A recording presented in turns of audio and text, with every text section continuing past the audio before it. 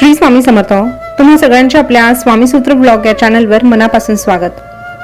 स्वामी, जेवणात जसं मिठाचं स्थान आहे तसंच आयुष्यात तुमचं स्थान आहे. मिठाविना जसं जेवण बेचव लागतं तसं तुमच्या विना आमचं आयुष्य बेचव आहे. जिवंत राहायला जितका श्वास गरजेचा आहे तितकेच जीवन जगायला तुमच्या नामस्मरणाचं आमच्या आयुष्यात महत्त्व आहे. श्वासाशिवाय जिवंत राहणं जसं अवघड तसंच नामस्मरणाशिवाय जिवंत राहणं, जीवन जगणं अवघड आहे. स्वामी भक्त हो, आज पुन्हा एकदा तुमच्यासाठी नवीन स्वामी संदेश घेऊन आलेले आहे. तुमच्यासाठीचा स्वामी संदेश तुम्हाला ऐकायचा असेल तर पुढे दिलेल्या मूर्तीपैकी तुम्हाला एक मूर्ती निवडायची आहे आणि बघा तुमच्यासाठी आजचा स्वामी संदेश काय आहे.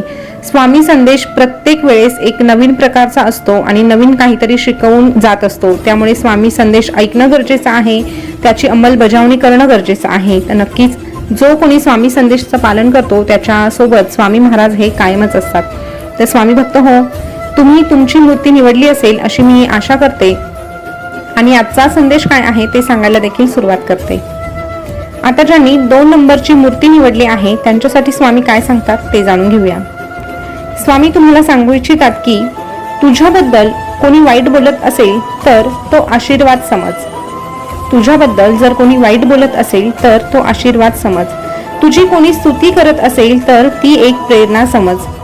तुझ्यावर कोणी खोटे नाटे आरोप करत असेल तर ती तुझ्या सत्याची ताकद समज आणि तुला कोणी मनापासून मान देत असेल तर तुझ्यात इतरांचं भलं करण्याची ताकद आहे असं समज. अरे, अकारण तुझ्या मार्गात जर कोणी आडवं येत असेल तर ती तुझ्या मार्गातील साफसफाई समज. उगाचच तुझ्याशी असलेलं नातं कोणी तोडून टाकत असेल तर तो तुझ्या नम्रतेचा विजय समज. आणि तुझ्या सत्वर्तनाची कसोटी लागते तेव्हा तू तुझ्या जीवनाच्या योग्य मार्गावर चालत आहे असं समज. तू तुझ्या जीवनाच्या योग्य मार्गावर चालत आहे असं समज. हे बघ, आयुष्यामध्ये प्रत्येक प्रसंग येतो तो नवीन कसोटी घेऊन आणि प्रत्येक कसोटीला जर आपण सकारात्मक विचार करून बघितलं तर त्याचा आपल्याला फार त्रास होत नाही.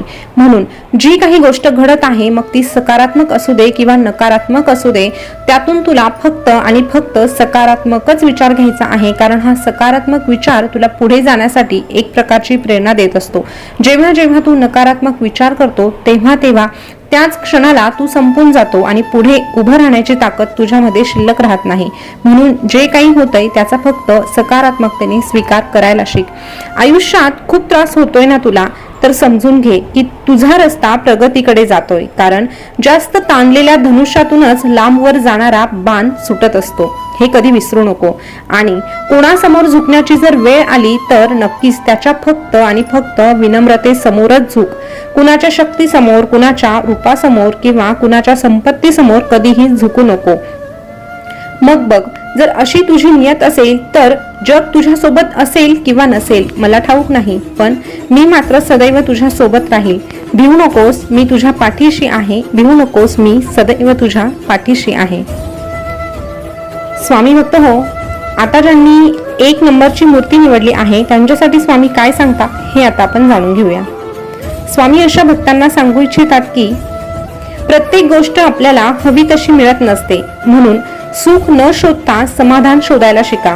आयुष्य समाधानातच जगायला हवं, कारण आयुष्याचं सुख खरं तर समाधानामध्येच लपलेलं असतं, पण आपण भलतीकडेच त्याचा शोध घेत असतो. म्हणून समाधान घ्यायला शिका, समाधानी राहायला शिका.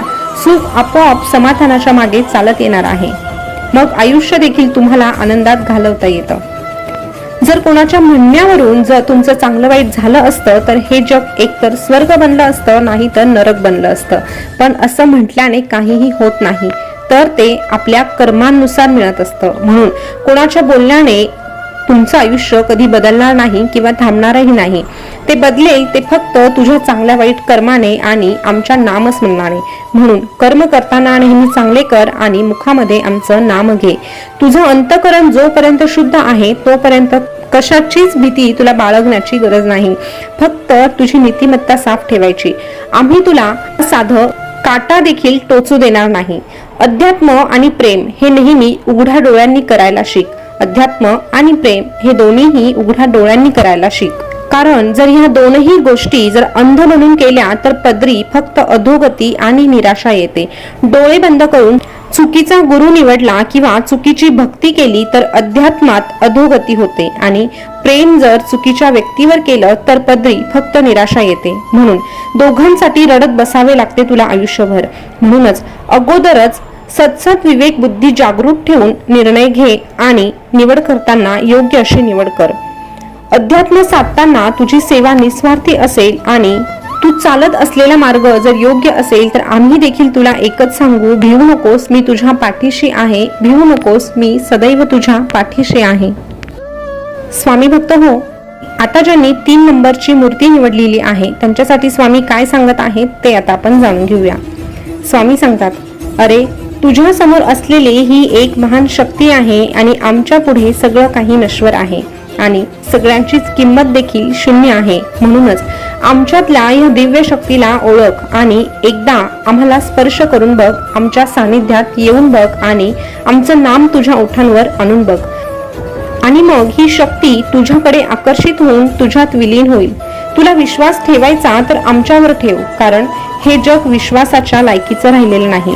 जितक्या लवकर तू ह्या जगावर विश्वास ठेवशील तितक्याच लवकर तुला विश्वासघाताला सामोरं जावं लागेल.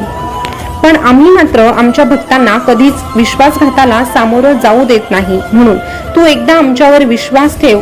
तू फक्त विश्वास जागव मनात, मग तुझी परिस्थिती देखील बदलेल एका क्षणात. आणि तुझी परिस्थिती जर तुला बदलायची असेल तर सर्वप्रथम तुला आमच्यावर विश्वास ठेवायला लागेल, कारण जो आमच्यावर डोळे झाकून विश्वास ठेवतो त्यालाच खऱ्या अर्थाने प्रचिती येत असते.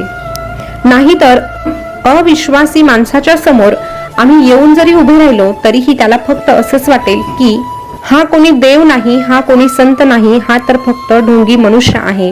आणि म्हणूनच कुठलंही नातं समजण्या अगोदर किंवा कुठलंही नातं जमवण्या अगोदर आपल्याला विश्वास ठेवावा लागतो. आणि जर तू आमच्यावर विश्वास ठेवत असेल तर तुझ्या आयुष्यातही चमत्कार लवकरच घडतील. आणि प्रत्येक वेळेस आम्ही तुला सांगू की भिवू नकोस, मी तुझ्या पाठीशी आहे. भिवू नकोस, मी सदैव तुझ्या पाठीशी आहे. स्वामी भक्त हो, आजचे स्वामी संदेश तुम्ही ऐकले असतील तर खरंच स्वामींना आपण कधी मूर्तीत बघतो तर कधी फोटोत बघतो.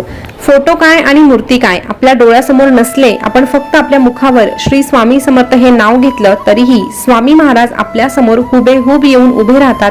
आणि फक्त येऊन उभे राहत नाही तर ते असल्याची जाणीवही करून देतात. फक्त ती जाणीव होण्यासाठी आपल्याकडे मात्र तेवढा भक्कम विश्वास असायला लागतो. ज्याच्याकडे विश्वास असतो त्याला प्रत्येक गोष्टीमध्ये स्वामीच दिसतात आणि स्वामीच जाणवतात. तर स्वामी भक्त हो, तुम्हालाही स्वामींचा आशीर्वाद पदोपदी मिळावा एवढीच स्वामींच्या चरणी प्रार्थना करते आणि आजचा हा अनमोल संदेश याच ठिकाणी थांबवते. वेळेअभावी हा संदेश इथे थांबवावा लागतो, परंतु आपण रोजच आपल्या स्वामीसूत्र ब्लॉग या चॅनलवर स्वामी संदेश घेऊन येत असतो. रोजच्या रोज ऐकण्यासाठी आपल्या चॅनलला सबस्क्राईब करा, त्यासोबतच शेजारचं बेल बटन प्रेस करायला अजिबात विसरू नका. पुन्हा भेटूया नवीन स्वामी संदेश घेऊन. तोपर्यंत स्वस्त रहा, मस्त रहा आणि आपले स्वामी संदेश ऐकत रहा. धन्यवाद.